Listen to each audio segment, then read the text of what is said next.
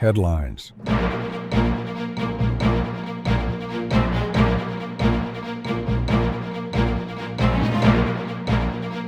Out there, but we've made some headway. So there's no deal until there's a deal. I will call up NATO in a little while. I will call up the various people that I think are appropriate, and I'll, of course, call up President Zelensky and tell him about today's meeting. It's ultimately up to them. The much-hyped U.S.-Russia summit in Alaska closed Friday with no peace agreement.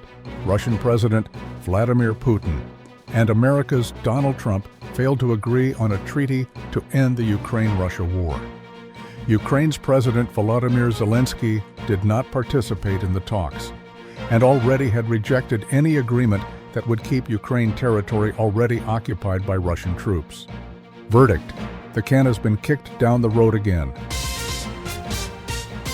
Washington is in a turmoil over crime in the nation's capital and how to combat it. President Trump has replaced Washington's Chief of Police Pamela Smith with Terry Cole, head of the Drug Enforcement Administration.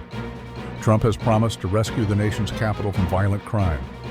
And Attorney General Pam Bondi says her order is to end the sanctuary city status that has prevented officers from enforcing federal immigration policies. Verdict: Washington occupation of American cities is a questionable tactic. The World Robo Games in Beijing is another chance for China to demonstrate its preeminence in technology. The robots competed in track, soccer, and boxing. We also see them modeling clothes and playing music. Verdict: fun to watch, but still far from human.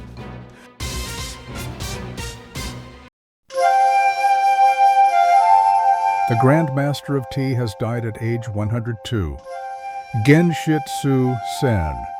Although Sen was a former trainer of World War II kamikaze airplane pilots, he was strongly against war. He said peace could come through a bowl of tea. He promoted the art of living based on the principles of harmony, respect, purity, and tranquility. As a grandmaster, he routinely demonstrated the intricate process of making tea, of which he said, "Serving tea brings peace to everyone. If everyone feels peaceful, there will be no war."